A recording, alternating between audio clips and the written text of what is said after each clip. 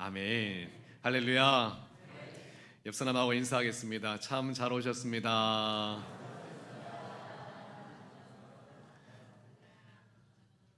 이제 봄인데 봄처럼 여러분의 믿음과 신앙이 활짝 피어나시기를 바랍니다. 이번 사순절 기간 가운데 주님의 깊은 은혜와 그 사랑을 묵상하시고 부활절날 봄처럼 활짝 피어나서 여러분 인생에 하나님이 주신 하늘의 축복이 가득하기를 축원합니다. 오늘은 예배할 때 그 마음이 변합니다, 이 제목으로 말씀을 나누려고 합니다. 사람들이 가끔 묻더라고요. 목사님은 목회하면서 가정적으로 가장 힘들었던 순간이 언제냐고 묻더라고요. 여러분, 제가 가정적으로 가장 힘들었던 순간이 언제였을 것 같습니까? 아무래도 목회를 하다 보니까 경제적인 어려움도 있었을 거고 건강의 어려움도 있었을 거고 수많은 어려움들이 많았을 거 아니겠어요? 그래서 곰곰이 생각해 보니까 우리 가정이 가장 마음이 힘들었던 그 순간이 언제일까 생각해 보니까 생각이 났어요.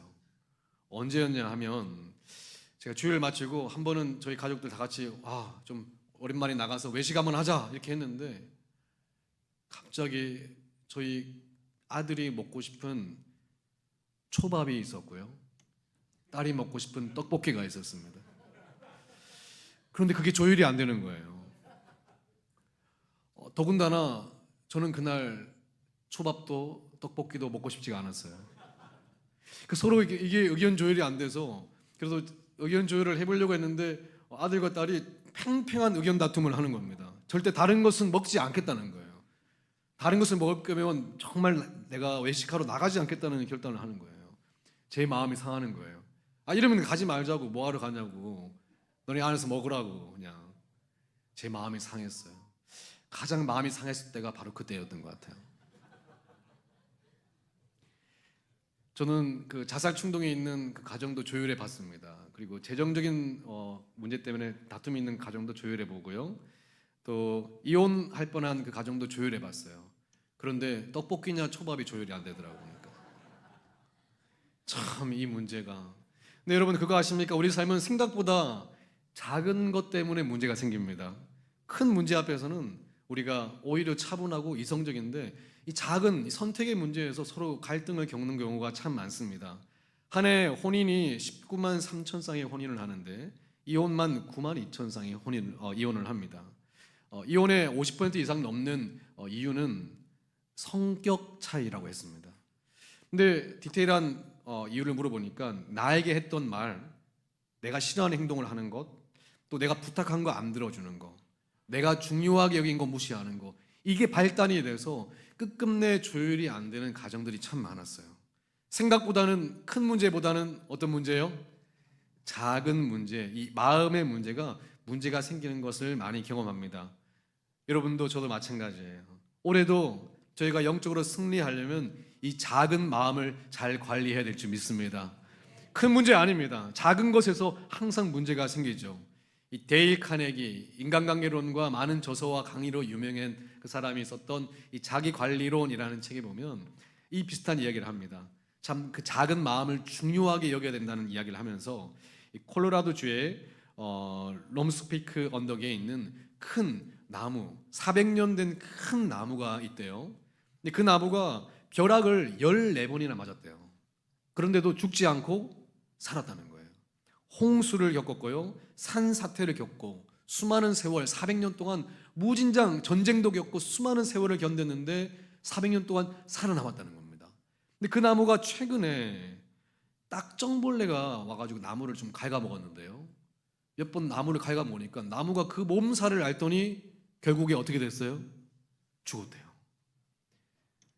아니 이거 번개도 14번 맞고 태풍도 견디고 홍수도 견디고 전쟁도 견뎠는데 뭐 때문에요? 딱정벌레가 좀 갉아먹었다고 그거를 못 견디고 죽었다는 건 나무가요. 그러면서 이 이야기를 해요. 우리도 저 숲속에 싸우는 큰 거목처럼 폭풍우도 눈사태도 벼락도 견디는데 생각보다 이 작은 이 마음의 갈등의 문제를 이기지를 못할 때가 많다는 겁니다. 그것 때문에 인생이 무너지는 사람들이 많다라고 하는 거예요. 저는 저희 신림 감교회는 작은 감정의 문제, 마음의 문제로 무너지지 않기를 바랍니다. 그러나 늘 우리 인간이라는 것이 연약해서 늘 무너지는 자리는 생각보다 작은 감정과 마음의 자리라는 것을 기억하고 올해 정신을 바짝 차리시길 바랍니다. 여러분, 교회도 가장 힘들었던 순간이 언제였는지 기억나십니까? 초대교회가요, 수많은 핍박을 이겼어요. 로마 시대는 믿는 사람들을 역청을 발라가지고 불에 태워버렸습니다. 그런데도 견뎠습니다. 얼마나 핍박이 심했던지 제일 잔인한 핍박은 이런 거였습니다. 자녀들을 불러요. 믿는 가정을 불러서 양털옷을 입혀서 양털옷에다가 양의 피를 바릅니다. 그리고 부모에게 이야기하는 거예요. 당신 예수를 믿겠느냐고. 저기 늑대를 풀 준비를 하는 거예요. 늑대를 풀면 양털 옷을 입고 양의 피를 바른 그 자녀들이 죽는 거죠. 부모가 자녀의 죽음 앞에서 예수 믿는다고 할 수가 있어요? 그렇게 잔인하게 핍박했습니다. 그런데도 그 모든 어려움을 이겼어요? 못 이겼어요? 이겼죠. 그런데 초대교회가 깨질 뻔했던 순간이 있었습니다. 첫 번째 사건은 바로 구제 사역 때문이었습니다. 초대교회는 자신의 전 재산을 내어놓고 함께 나눠 썼거든요. 그런데 가만 보니까 누구는 더 주고 누구는 덜 준 것 같아. 그게 문제가 된 거예요. 헬라파 유대인과 히브리파 유대인들이 서로 자기들 그룹을 더 위해 준다는 이 명목 안에 자존심이 상해서 교회가 완전히 박살이 날 뻔했어요. 한 번은 또 교회가 언제 어려웠냐면, 이게 바울파가 있고 베드로파가 있고 아볼로파가 있고, 아무래도 성도다 보니까 본인이 더 선호하는 목회자가 있을 거 아니에요? 근데 자기가 선호하는 목회자가 진짜라고 서로 아웅다웅하며 싸우면서 교회가 깨질 뻔도 했고요.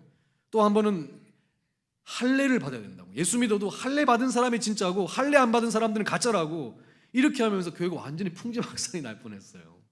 아니, 핍박도 이기고 전쟁도 이기고 다 이겼는데 그 작은 이 마음의 문제 하나를 못 이겨가지고 이 교회가 완전히 무너질 뻔했다니까요.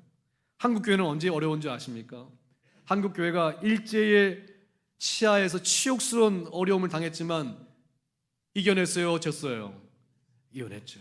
공산 치하에서 어마어마한 핍박을 받았지만 다 어떻게 됐습니까? 이겨냈잖아요.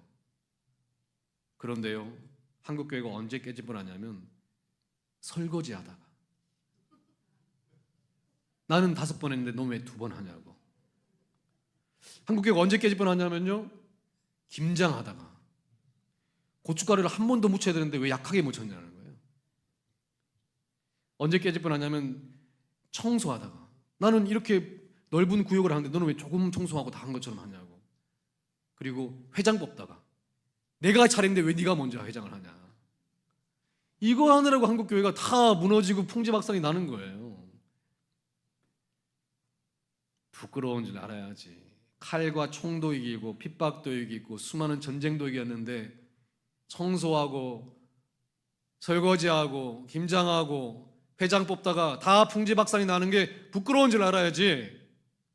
한국 교회가 큰 거 다 이겨놓고 작은 것 때문에 무너지는, 마치 태풍도 이기고 번개도 다 이겼는데 딱정벌레 하나 때문에 무너지는 그 나무처럼 우리 인생도 그렇게 작은 사소한 것 때문에 무너진 것이 우리 인생과 교회라고 하는 겁니다. 여러분, 채석장에 가면 큰 바위를 깰 때 어떻게 깨는지 아세요?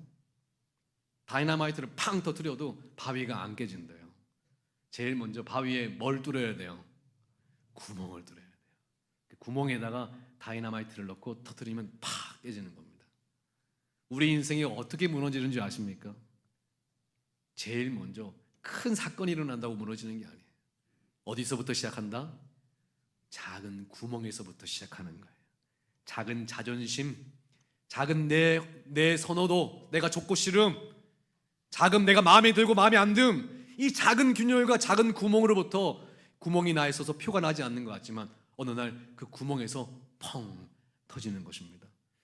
올해도 여러분의 가정과 인생, 큰 것에서 일이 일어날 거라고 생각하지 않습니다. 생각보다 사람들은 큰 것에 강해요. 그런데 올해도 어디서 문제가 생길 거냐? 여러분의 작은 마음에서 분명하게 문제가 생길 것입니다. 여러분의 가정의 그 작은 구멍에서 문제가 터질 거예요. 그래서 이 악한 권세들이 우리 마음에 자꾸 구멍을 뚫을 때 이 구멍을 어떻게 해야 되죠? 자꾸 메워야 돼요, 구멍을. 이 구멍에서 터뜨리면 다 박살나는 거니까. 갈라디아서 5장 19절부터 21절까지 그리스도인이 반드시 조심해야 될 것 15가지를 쭉 소개합니다. 여러분 많이 들어보셨을 거예요. 한번 말씀을 쭉 한번 읽어볼까요? 시작. 육체의 일은 분명하니 곧 음행과 더러운 것과 호색과 우상숭배와 주술과 원수 맺는 것과 분쟁과 시기와 분냄과 당짓는 것과 분열함과 이단과 투기와 술취함과 방탕함과 또 그와 같은 것들이라 전에 너희에게 경계한 것 같이 경계하노니 이런 일을 하는 자들은 하나님의 나라를 유업으로 받지 못할 것이요. 15가지를 쭉 연결하는데 여기에 어마어마한 공동체의 문제가 생길 것을 경고합니다. 주술하면 돼요, 안 돼요? 교회 와서 예배 드렸는데 어떤 사람이 교회에서 예배 드리고 나서 끝나고 조그마한 또 쌀을 가져와서 이제 물을 뜨고 막 주의 이렇게 막 하나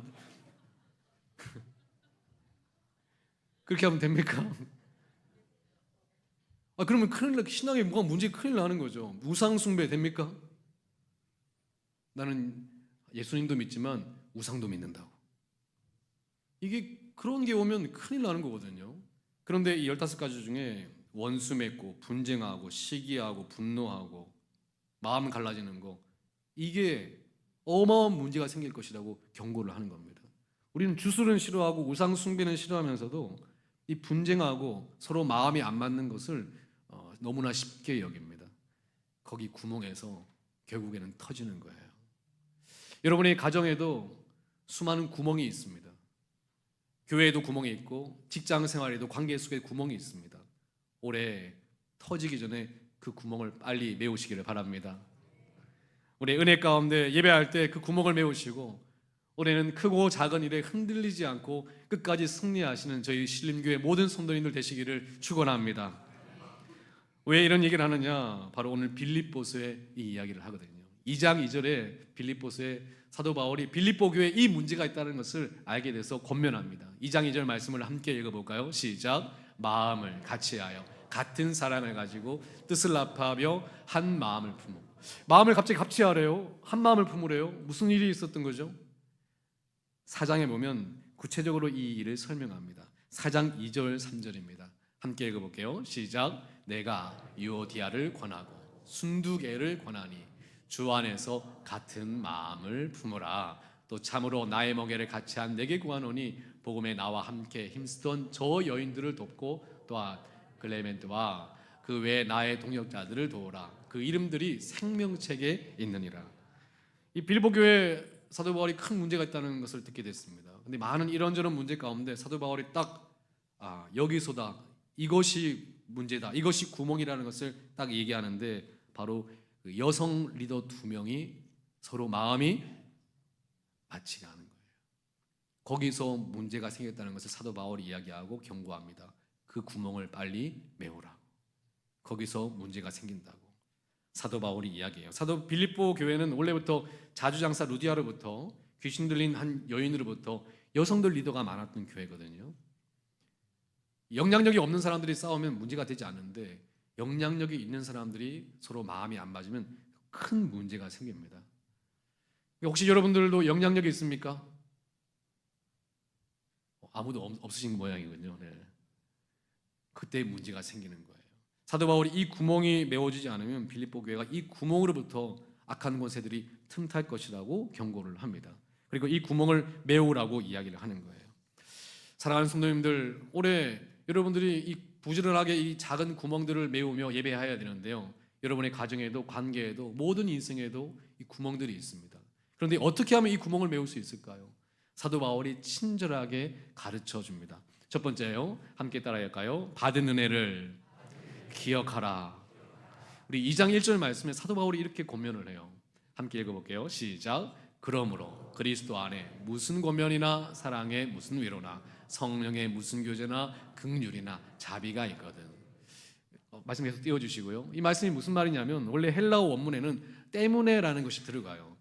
그래서 이렇게 읽어야 됩니다. 그러므로 그리스도 안에서 무슨 권면을 받았기 때문에, 그리스도 안에서 사랑의 무슨 위로를 받았기 때문에, 그리스도 안에서 성령의 무슨 교제와 긍휼과 자비를 누렸기 때문에. 그러니까 무슨 말 하냐면, 야, 너희들이 무엇을 받은 사람인지를 기억하라는 거예요. 이 작은 것, 작은 의견 다툼 때문에 무너질 사람들이 아니라 너희는 그리스도의 사랑과 위로와 권면을 받은 사람임을 기억하라. 큰 것을 받았다는 거예요. 사람이 큰 걸 받으면요, 여유가 생기는 거예요.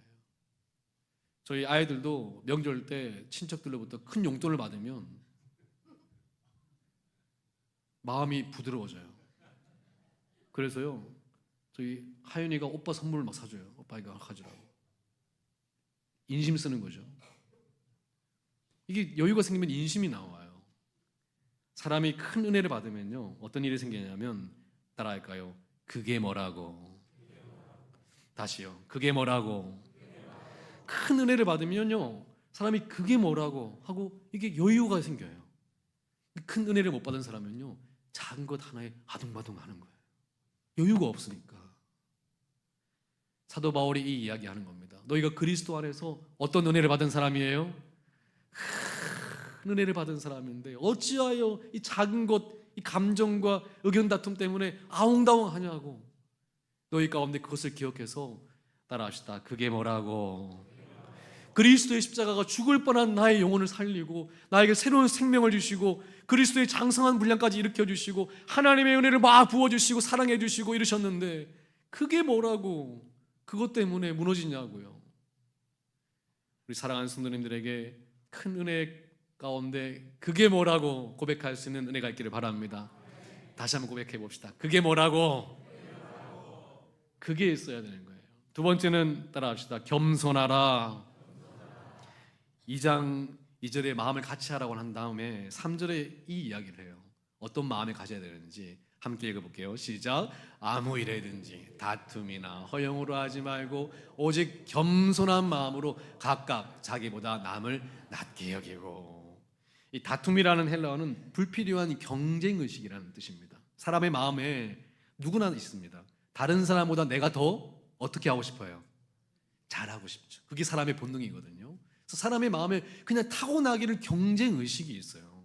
그래서 같이 하면 내가 그 사람보다 좀 더 낫고 싶고 그 사람보다 조금 더 잘나고 싶고 그 사람보다 좀 더 잘하고 싶은 마음이 본능적으로 있다고요. 그래서 교회 안에도 가정 안에도 남편과 아내도 예전에 이런 공포스러운 이야기를 들은 적이 있습니다. 서울대 출신의 똑똑한 사람들 부부가 결혼했는데요. 싸울 때는 이렇게 싸운다는 거예요.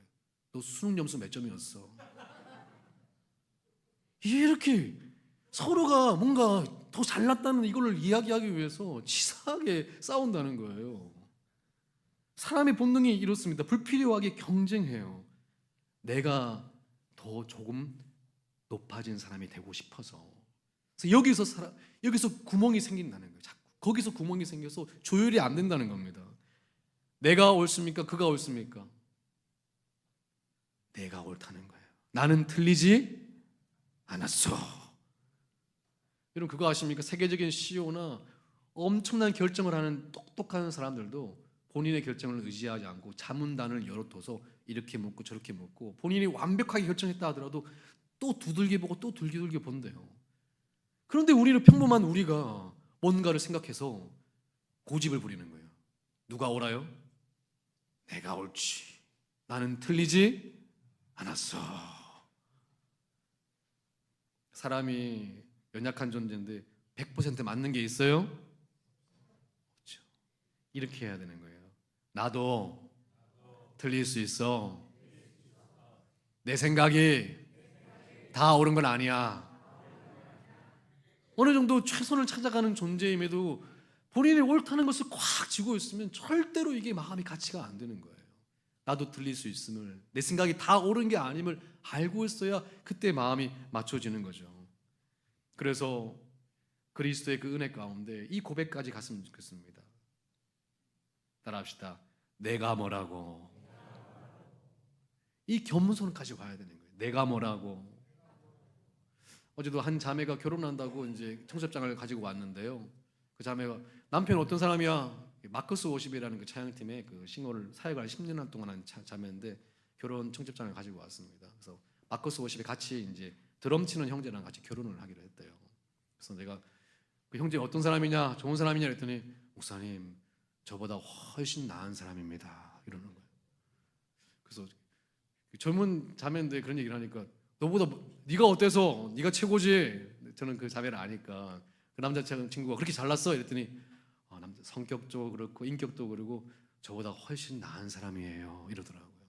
그래서 저는 야, 네 마음이 됐다. 결혼하면 참 잘 살겠다 이런 생각을 했어요. 누가 더 낫다고요?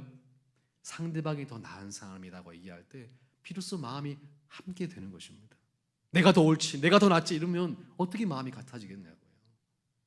내가 뭐라고, 상대방이 훨씬 나은 사람인데 저를 만났습니다. 이 겸손의 고백이 그 가정을 잘 살게 할 것 같더라고요. 사랑하는 성도님들, 올해 겸손하시기를 바랍니다. 여러분이 가는 곳마다 그리스도의 화평이 일어나는 거룩한 은혜가 있기를 축원합니다. 그런데 목사님 말씀 너무나 옳습니다. 받은 큰 은혜를 기억하면 이길 수가 있고요, 겸손하면 그렇게 될 수 있죠. 근데 알겠는데 예배 때 오면 너무나 옳은 말씀인데 그게 잘 안 돼서 괜히 말씀만 들으면 죄책감만 일어나고 하려고 했는데 안 되고, 그게 내가 또 겸손하게 함께 하려고 해도 그 사람만 보면 짜증나고 이게 안 되니까 또 죄책감이 들고 예배 때마다 목사님 너무나 말씀이 괴로워 죽겠습니다 이렇게 하는 거예요. 그래서 사도 바울이 그래서 오늘 핵심적인 이야기를 하는 겁니다. 세 번째 대지가 결론이자 핵심적인 이야기예요. 오늘 그 정답의 키를 말씀드릴게요. 따라합시다. 예수의 마음을 품으라. 사도 바울이 얘기하는 거예요. 이렇게 돼야 되지만 뭐가 안 움직인다? 마음이. 알아요. 뭐가 옳은지, 뭐가 옳은 건지 알아요. 어떻게 해야 되는지 압니다. 그런데 뭐가 안 움직여요? 마음이 안 움직이는 거예요. 여러분, 사람의 마음이요, 생각보다 조금 못됐어요. 우리 다 교회에서 보면 다 웃고 있고 좋은 마음 같죠? 그런데 들어가면요, 사람이 생각이 그렇게 마음이 좋지를 못해요. 저도 좋은 사람 같죠? 여러분, 그렇지 않습니다. 얼마 전에 그 통영에 고향에 내려가는데요, 차가 하나도 안 막히는 거예요, 명절에. 그런데 반대편에 서울로 올라오는 차가 막히는 거예요. 기분이 좋더라고요. 저를 또 너무 이상하게 쳐다보지 마시기 바랍니다. 사람의 마음이요, 신기하게 그래요. 내가 좋은 것도 좋은 거지만 내가 다른 사람보다 더 좋은 게 상대적인 뭔가 기쁨과 박탈감이 있는 사람이라 이게 사람이 그래요. 내가 100점을 맞아도 다 100점 맞으면 기분이 안 좋고, 내가 30점을 맞아도 다 빵점 맞아도 나 혼자 30점 맞으면 기분이 좋은 거예요. 이게 사람의 마음이거든요. 그래서 우리 마음이 이런 마음으로 하니까 돼요, 안 돼요? 이게 안 되죠. 이런 마음이니까 어떻게 노력해도 힘써도 마음이 안 따라주면 어떻게 되겠냐고요. 그래서 사도 바울이 얘기하는 겁니다. 키는, 핵심은 마음이라고. 근데 너희의 마음이 아니라 누구의 마음이에요? 예수의 마음이 키라고. 그리스도인은 우리가 예수 믿고 나면 우리 마음에 누가 계세요? 예수님이 계시죠.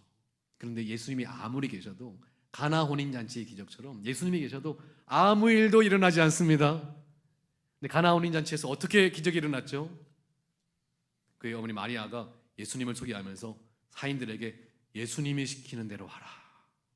그래서 예수님이 말씀하시고 그때부터 기적이 일어나기를 시작하는 거예요.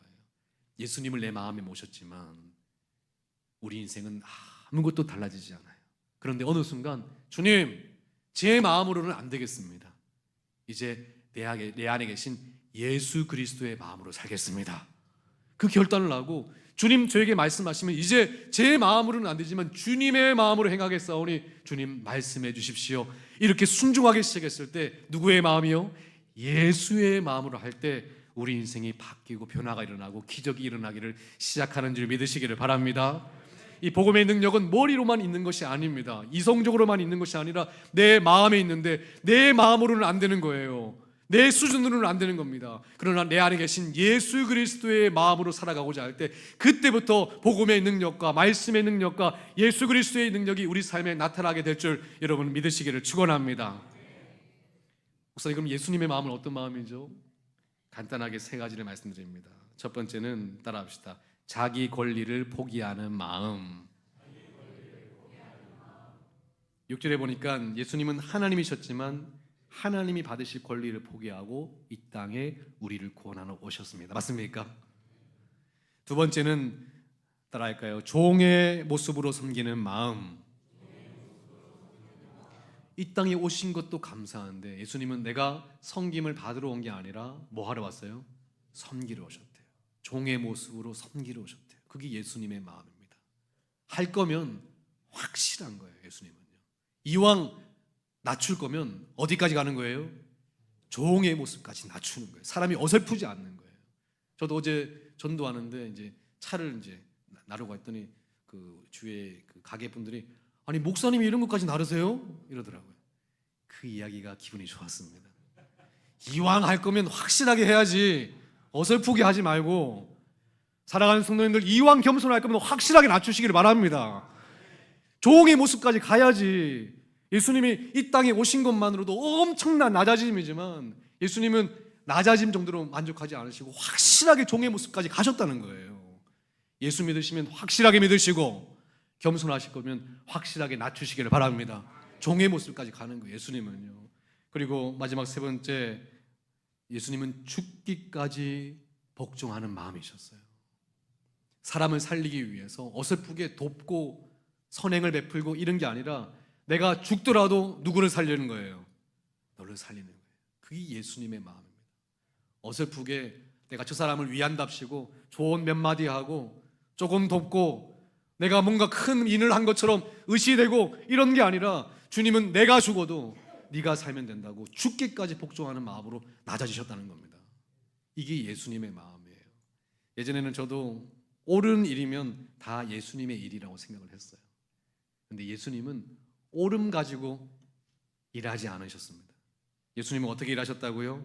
자기 권리를 포기하셨어요. 그리고 낮아지는데 종의 모습까지 낮아지시고 살리기 위해서 죽기까지 낮아지셨습니다. 이게 예수님의 마음이에요. 우리가 왜 자꾸 안 되는 줄 아십니까? 우리의 마음은 아무리 섬겨도 종의 모습까지는 섬기고 싶지가 않아요. 아무리 낮아져도 내 권리를 포기하고 싶지는 않습니다. 아무리 그 사람을, 그 영혼을 살리고 그 사람을 위한다 하더라도 내가 죽기까지는 하고 싶지가 않는 거예요. 그러니까 내 마음으로는 죽었다 깨어나도 안 되는 거예요. 그러나 내 마음에 누구의 마음이 오면요? 예수님의 마음이 오면 그때 복음의 능력과 기적이 나타나는 줄 믿으시기를 바랍니다. 감리교 선교사 아펜젤러는요, 어느 날 선교하러 배를 타고 갔는데 어린아이가 물에 빠진 거예요. 근데 아펜젤러 선교사는 수영을 못했어요. 그러면 물에 들어가면 돼요, 안 돼요? 그런데요, 자기 눈앞에 아이가 죽어가는 것을 못 봤어요. 물에 무진장 뛰어드는 겁니다. 그래서 아펜젤러는 그래서 죽었어요. 아니 그 유명한, 미국에서도 석학이었고 유명한, 전도 유명한 사람이 어떻게, 그런데 그 마음을 자꾸 생각해 보니까 저 생명을 살리다가 내가 죽어도 좋다? 어느 사람이 그럴 수 있냐고요. 그런데 그게 누구의 마음이에요? 예수님의 마음. 그 마음으로 선교사들이 선교하고 뛰어드니까요, 우리나라에 복음의 능력이 나타나기를 시작했어요. 예수님의 마음이 있으니까. 제가 김양재 목사님 그 우리들 교회 목회자 세미나 갔어서 간 적이 있는데요, 거기 목욕탕 세미나라고 변화된 사람들이 간증하는 세미나가 있거든요. 거기서 한 가정 그 아내가 간증을 하는데 본인이 가장 미웠던 사람의 1번은 남편이었대요. 강남에 살고 부잣집이고 아주 뭐 떵떵거리면서 사는 집안인데 남편이 맨날 집은 내팽개치고 자기 놀러 다니고 막, 그러니까 남편 얼굴만 보면 꼴 보기 싫고 남편이 건강해도 막 더 보기 싫고 밥만 먹어도 막 얄밉고, 근데 게다가 자기 아이가 사춘기 아이인데요, 청소년 아이인데 그렇게 꼴 보기 또 싫었다는 거예요. 말 안 듣고 집에만 가면 남편 꼴 보기 싫고 아이가 꼴 보기 싫고 그래서 너무 그랬는데 어느 날 교회 가서 은혜를 받았어요. 근데 어떤 게 깨달아지냐면 너희 가정의 구원을 얻기 위해서 내가 너를 특별하게 일찍 불러서 세웠다는 거예요. 너를 통해서 너희 가정을 구원하리라. 너희 남편을 내가 사랑하고 너희 자녀를 사랑하기 때문에 너희 자녀들이 구원받고 생명을 얻도록 내가 너를 통해서 이끌 것이다 라는 그 마음을 주셨다는 거예요. 그 마음을 받고 나서 집에 갔는데 남편이 다르게 보이는 거예요. 하나님이 사랑하셔서 계획하고 있는 사람, 우리 자녀가 하나님이 사랑해서 구원받기를 원하시는 자녀로 보이니까 사랑스러웠다는 거예요. 그전에는 밥을 막 먹어도 쩝쩝거리고 먹으면 꼴보기가 싫었는데 귀여웠대요. 그리고 사랑스럽게 가정을 위해 기도하고 헌신했는데 그 가정이 다 예수 믿고 돌아온 줄 믿으시기를 바랍니다. 누구의 마음이요? 예수의 마음. 여러분, 요즘 가정에서, 교회에서, 직장 생활 가운데 힘들지 않습니까? 당연히 힘들죠. 누구의 마음이니까요? 내 마음이니까. 나는요, 생각보다 소심한 사람이에요. 좁고심도 많고요, 조그마한 것도 못 견디는 것이 바로 내 마음입니다. 예수님이 이야기하는 거예요. 너의 마음으로는 안 된다고. 그 마음으로는 자꾸 구멍이 생긴다고. 그래서 구멍이 생기다가 어느 날 그 구멍에서 뻥 터지면 모든 것이 와르르 무너지는 너의 마음은 위험하다고. 그래서 이제는 그 마음을 바꿔야 되는데, 이 구멍을 메우려면 누구의 마음이요? 예수님의 마음이 있어야 된다. 주님, 오늘도 제 마음을 내려놓고 주님의 마음으로 살기를 원합니다. 예수님의 마음을 붙들며 살기를 원합니다. 내 안에 계시기만 하시지 말고 이제 제가 주님을 나의 주인으로 모시고 주님의 마음으로 살아가게 하여 주옵소서. 이리저리 수많은 감정의 구멍이 뚫린 내 마음이, 우리의 가정이, 우리의 교회가, 우리의 직장의 도전이 다 메워지고 성경에 약속된 예수 그리스도의 마음으로 살아갈 때 놀라운 복음의 능력이 나타나게 하여 주시옵소서. 주님의 거룩한 은혜가 우리 삶에 있기를 원합니다. 이 기도 제목이 이번 주 내내 저와 여러분의 기도 제목이 되기를 바랍니다. 다시요, 누구의 마음이요? 예수님의 마음. 우리 마음으로는 안 돼요. 노력하지 마세요. 안 되니까. 노력의 문제가 아니라 마음의 문제라고요. 마음의 문제. 예수님의 마음 하나 바뀌면 다 바뀝니다. 이번 주에 예수님의 마음으로 승리하시는 저와 신림의 모든 가족들이 되시기를 축원합니다.